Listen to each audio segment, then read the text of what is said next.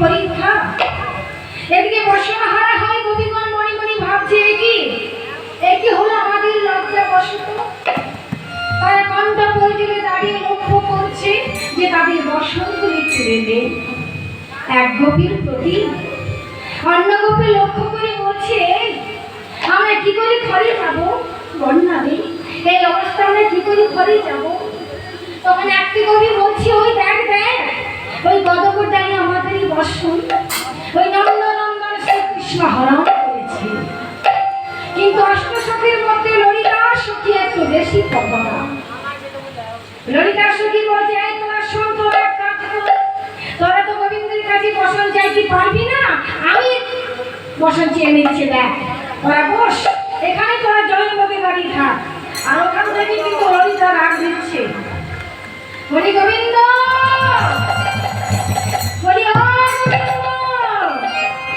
ভালোভাবে ডাকলে তো শুনতে পাচ্ছে না তখন কি করলো তখন বলছে ও কালাচাঁদ বলি কালা হয়েছে নাকি হে আহা না কালার ভান করে বসে আছো বলি দেখতে পাচ্ছ না বুঝি আমাদের বসন্ত তুমি চুরি করেছো তোমার লজ্জা করে না একটু লজ্জা করে না ছি ছি ছি ছি চোর লম্পট শয়তান আমাদের বসন্তগুলো তুমি চুরি করে রেখেছো কলঙ্ক টানে দাও দাও বসন্তগুলো ফিরিয়ে দাও আমরা কি করে ফিরে উঠে যাবো বলো দাও কিন্তু মা দেখবেন ভগবানের সঙ্গে জোর করলে কিন্তু ভগবানকে পাওয়া যাবে না সব কিছু সবাই করা যাবে কিন্তু ভগবানকে কিন্তু জোর করলে পাবেন না তাকে কিসে পাবেন না ভক্তিতে প্রেম ভক্তি না থাকলে ভগবানকে পাওয়া যায় না তাই আবার একজন সখী বলছে আরে তুই অত জোরে জোরে বলছিস অতি করে বলছিস কিন্তু বাবা কিন্তু পাবি না তুই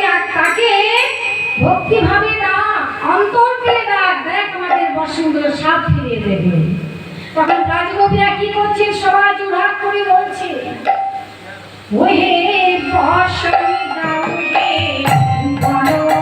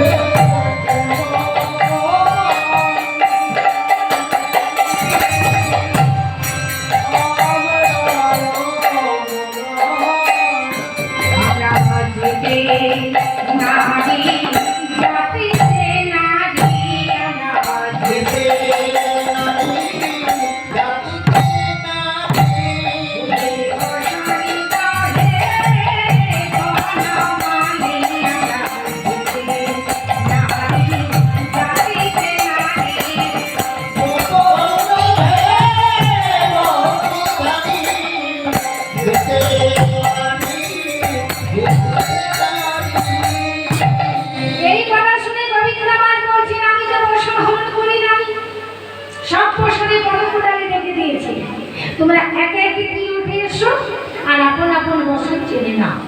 গোপীরা বলছেন, হে শ্যাম সুন্দর, আমরা তোমার দাসী, তুমি যা বলবে আমরা তাই করবো। হে প্রাণ বল্লভ, তুমি আমাদের বস্ত্র দাও, আর যদি না দেবে তাহলে কি করবে জানো? ব্রজে গিয়ে তোমার পিতাকে গিয়ে বলে দেবো। গোবিন্দ বলছেন, বাবা বাবা, আরে গোপী, আমার পিতাকে কি বলতে পারবে, কিন্তু তীরে উঠে সে বর্ষ নিতে পারবে না, তোমরা আমার দাসী যখন বলছো। এই কথা শুনে গোপীগণের অভিযোগ ভেঙে গেল।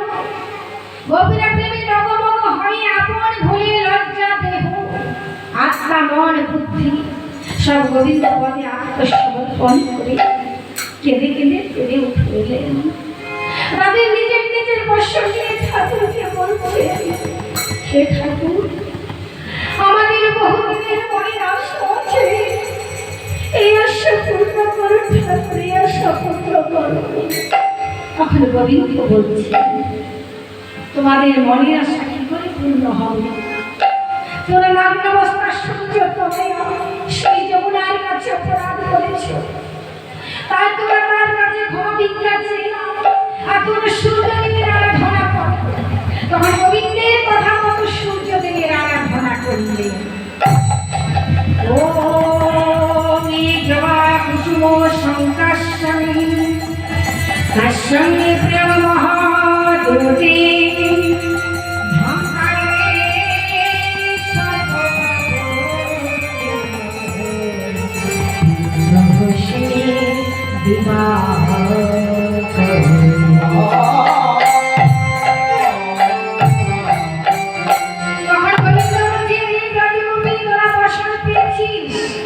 এবার তোর আপন আপন ব্রজে গমন কর।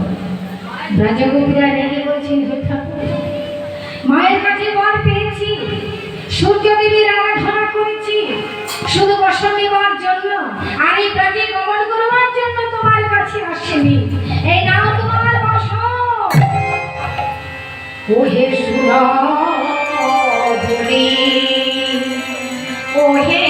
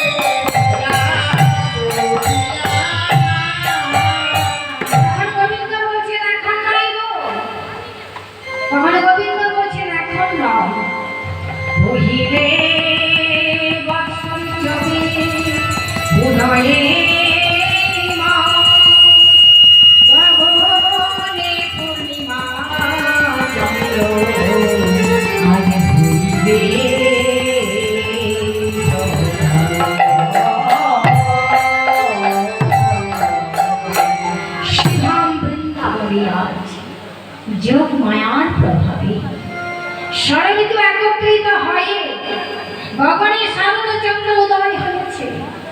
শ্রী গোবিন্দ আমার বৃন্দাবনের সৌভাগ্য অবলোকন করে অত্যন্ত খুশি হয়েছে।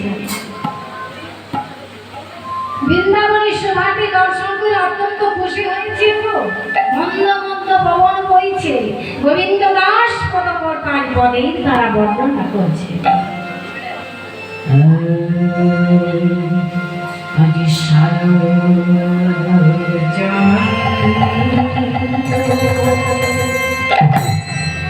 পবন